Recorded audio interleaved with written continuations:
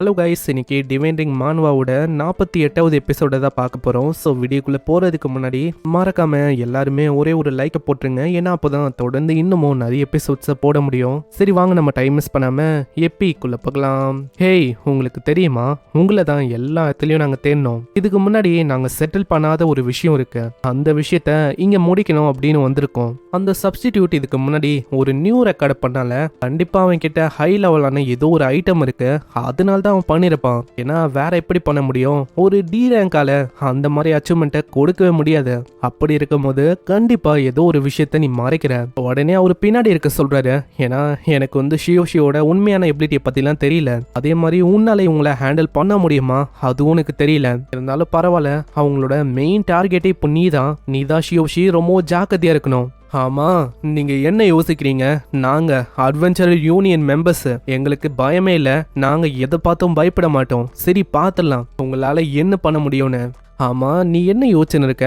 அதாவது நீ யோசிக்கிறத வச்சு பார்த்தா நீங்க 3 பேர் இருக்கீங்க, நாங்க 3 பேர் இருக்கோம். அப்போனா இந்த பேட்டில் அது சமமா போகும் அப்படின்னு நீ யோசிக்கிற போலியே. ஆனா உண்மையை சொன்னா அப்படி ஒன்றும் இது போகாது. அங்க இன்னமும் லெவல் 36 லெவல் 35ல இருக்க மேஜ் ஒரு வாரியர் வரான். இதை பார்த்தோன்னே டேங்குக்கு அங்க என்ன பண்ணும் தெரியல. அப்போனா உங்க டீம்ல மொத்த டீமையும் நீங்க அலைஸா மாத்தி வச்சிருக்கீங்களா? சுத்தமா யோசிக்கல. அவங்க டீம்ல எக்ஸ்ட்ராவா இன்னொரு மேஜ் இன்னொரு வாரியர் இருப்பாங்கன்னு. இதே மாதிரி போச்சுன்னா பிரச்சனை நம்மளுக்கு தான். சீக்கிரமா நம்ம ரெட்ரீட் பண்றது நல்ல விஷயமா இருக்கும். அங்க அதுக்குள்ள ஷியோஷி சொல்றான், ஹேய் நீங்க என்ன பண்ணுங்க, பின்னாடி போயிட்டு அந்த கிறிஸ்டலை நீங்க தேடுங்க. நானே இந்த விஷயத்த பாத்துக்கிறேன். என்னால இவங்களை ஹேண்டில் பண்ண முடியும். ஷியோஷி, நீ என்ன சொல்ல இருக்க? இது ஒன்றும் நீ நினைக்கிற மாதிரி இல்ல. அந்த பொண்ணும் ஆச்சரியமா கேக்குறா. ஆமா, இது ஒன்றும் ஜோக் பண்றதுக்கான டைம் இல்ல. அவங்க 5 பேரு, நீ தனியா எப்படி ஹேண்டில் பண்ணுவ? ஜஸ்ட் என்ன நம்புங்க, நான் இந்த விஷயத்த பாத்துக்கிறேன். ஏன்னா நான் டைமை வேஸ்ட் பண்ண விரும்பல. அதனால போங்க, தேடுங்க. என்னால இந்த 5 பேரையுமே ஹேண்டில் பண்ண முடியும். ஆனா ஒருத்தன் 5 பேரை தாக்குறது எப்படி சாத்தியமாகும்? ஈவன் நீ டி ரேங்க்ல இருக்க, லெவல் 20 தான். அப்படி இருக்கும் போது இது ஒரு சூசைடா அமையும். ஆமா, என்னடா அங்க குசு குசுன்னு பேசின்னு இருக்கீங்க? நீங்க தப்பிக்கலான்னு பாக்குறீங்களோ? ஆனா தப்பிக்கிறதுக்கெல்லாம் நீங்க யோசிக்கவே கூடாது. ஏன்னா நாங்க என்ன அது வரைக்கும் சும்மா இருப்போம் அப்படின்னு யோசிக்கிறேன். தப்பிக்கலாம் விடுறதுக்கு வாய்ப்பே இல்லை. அங்க ஷியூஷியா அவனோட பவரை வெளிப்பத்தினே சொல்றான். இப்போ என்ன நம்புங்க, நான் சொல்றதை கேளுங்க. இப்போதைக்கு அந்த விஷயத்தை தேடுங்க. அவங்க என்ன சொன்னாங்க, அதாவது அவங்களோட டார்கெட்டே நான் தான். என்கிட்ட ஏதோ ஒரு ட்ரெஷர் இருக்கு, ஏதோ ஒரு ஐட்டம் இருக்கு அப்படின்னு அவங்க நம்பின்னு இருக்காங்க. ஆனா உண்மையிலேயே அவங்களுக்கு தெரியாது என்கிட்ட அந்த மாதிரி எந்த விதமான விஷயமும் இல்ல. நம்ம ஷியூஷி அவனோட வெப்பனை எடுத்துக்கினே லா ஆஃப் எத்தன் வேண்ட் அதை கம்பைன் பண்ணும் போது அங்க ஒரு பவர் வெளிவந்து அதை பாக்குறவங்க இன்னமும் ஆச்சரியமாகறாங்க. ஆமா, அவன் என்ன உண்மையிலேயே ஒரு டி ரேங்கா? என்ன நிறைய அந்த பிரீஸ்டும் கத்துறா. ஹேய், இப்ப பாக்குறதுக்கெல்லாம் டைம் இல்ல. இதுதான் கரெக்டான வாய்ப்பு. நம்ம சீக்கிரமா போய் அந்த கிறிஸ்டலை எடுக்கணும். ஆனா ஷியோஷி அவனை எப்படி தனியா வர்றது? சொன்னா கேளு. அட, எல்லாருமே என்ன பண்ணிருக்கீங்க? அவங்க தப்பிக்கிறதுக்கு பாக்குறாங்க. இப்படி அவன் சொல்லும் போது திடீர்னு நம்ம ஹீரோ அவனோட இடத்த விட்டு படுவேகமா காணாம போயிடறான். செகண்டே துரத்தின்னு வர ஒரு பர்சன் கிட்ட போயிட்டு ஒரே ஒரு அடிதான் அங்கேயே ஆளோட கதையை முடியுது. அட, எப்படி அவன் ஒரே அடியில மொத்தமா முடிச்சிட்டான்? அவனோட காம்பேக் பவர் எங்களை கம்பேர் பண்ணா ரொம்ப கம்மியா தானே இருக்கணும். எப்படி அவனால அசால்ட்டா கொல்ல முடியுது? எல்லாருமே ரொம்ப ஆச்சரியமா இருக்காங்க. அவங்களுக்கு தெரியல நம்ம ஹீரோ எப்படி தாக்க போறான்னு. அவன் தனித்தனியா நம்மள ஃபேஸ் பண்ணலான்னு பாக்குறான்னு நினைக்கிறேன். நான் ஆல்ரெடி அப்பயே உங்களுக்கு வாய்ப்பை கொடுத்தேன். ஆனா நீங்க தான் அந்த டைம்ல அந்த வாய்ப்பை நீங்க பயன்படுத்தல. அதனால தான் இப்போ நீங்க வசமா மாட்டீங்க. அப்படி இருக்கும்போது போன வாட்டி நான் செட்டில் பண்ணாத விஷயத்த இப்பயே முச்சிட வேண்டியதான். கேப்டன், அவனை பார்க்கறதுக்கு ஒன்றும் டி ரேங்க் மாதிரி எனக்கு தெரியல.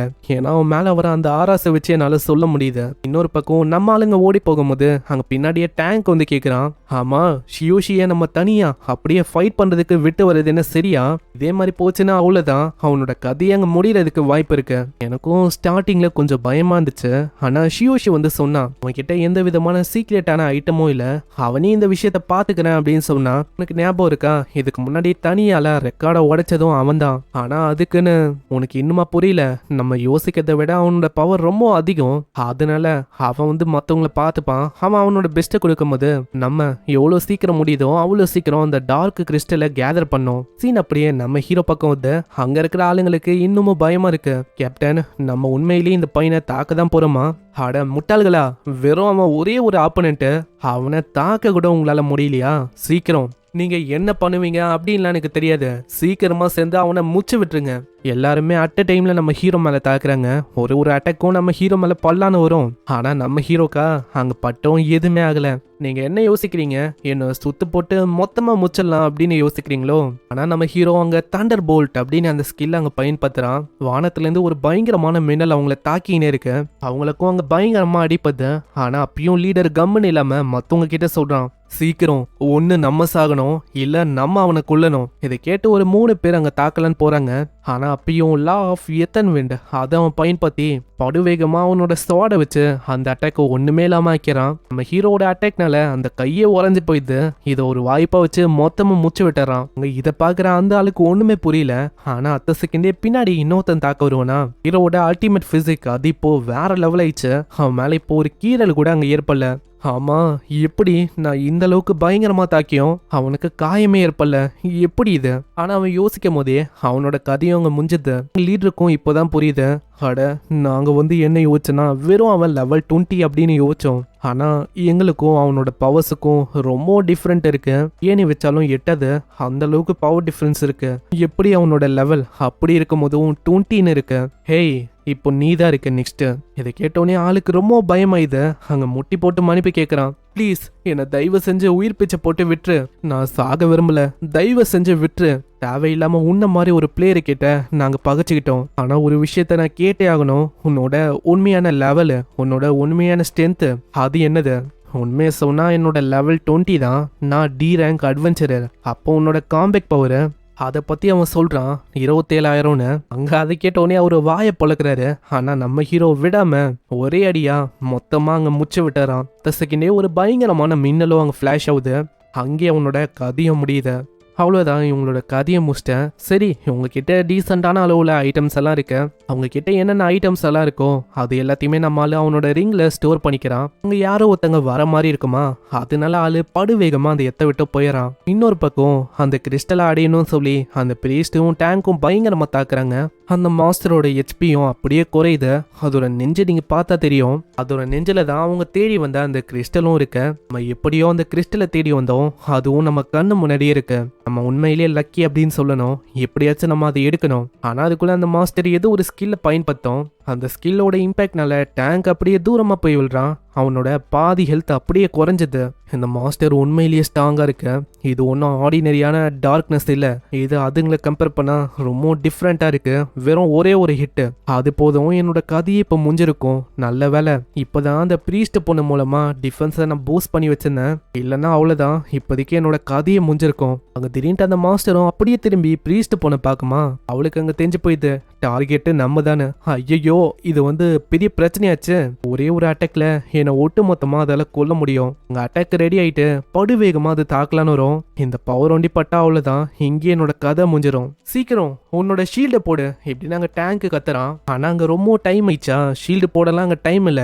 இதனால டேங்கே அப்படியே நடுவுல வந்துடுறான். அங்க நடுவுல அவனோட ஸ்வாடை வைக்கும் போது அந்த இம்பாக்ட் ரொம்ப அதிகமா இருக்கும். ஈவன் டேங்கோட ஸ்வாடே அப்படியே அங்க பொடி பொடியா நொறுங்க ஆரம்பிக்குது. அத்த செகண்டே அந்த ஸ்வாடை நொறுங்கி போயிது. அவங்க 2 பேரும் அப்படியே தூக்கி அடிக்கப்படுறாங்க. என்னோட வெப்பன் நான் யோசிக்கல அது இப்படி மோசமா நொறுங்கி போகணும். சரி, இப்போ நம்ம சீக்கிரமா ரெட்ரீட் பண்ணோம். ஏன்னா நம்மளோட நிலைமை ரொம்ப மோசமா இருக்கு. நம்ம அதுக்கப்புறமா ரீக்ரூப் பண்ணிக்கலாம்.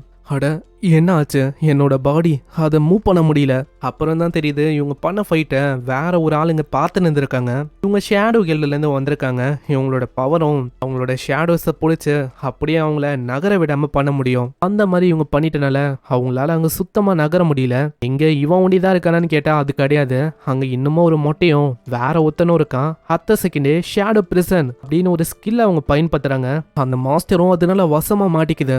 உங்களுக்கு தான் நாங்கள் நன்றி சொல்லணும். ஏன்னா ஆல்ரெடி அந்த மாஸ்டர் ரொம்ப டேமேஜ் ஆயிடுச்சு. இப்போ அசால்ட்டா நாங்க புடிச்சிட்டோம். இப்போ வேற என்ன, ஒரே அட்டாக்ல முச்சு விட்டு அதோட கிறிஸ்டலை அடைய வேண்டியதான். அங்க ஒரு அட்டாக்க பண்ணலான்னு போறாங்க. ஆனா அந்த மாஸ்டர் பயங்கரமான எனர்ஜியை வெளிப்பத்தமா. அதை பார்த்தோன்னே அந்த மொட்டைக்கும் தெரிஞ்சது. அந்த அட்டாக்ல இருந்து எப்படியும் அவங்க தப்பிக்கிறாங்க. நல்ல வேலை நம்ம கரெக்டான டைம்ல ஷேடோ பிரிசன் அதை ஆக்டிவேட் பண்ணி வச்சிருந்தோம். இல்லைன்னா அவ்வளவுதான், இப்போதைக்கே நம்மளோட கதையை முடிஞ்சிருக்கும். அது என்ன ஸ்கில் அது? அந்த மாஸ்டர் கிட்ட ஏதோ ஒரு ஸ்டேஞ்சான ஸ்கில் இருக்கு. ஆமா, நீங்க என்ன பண்ணிருக்கீங்க?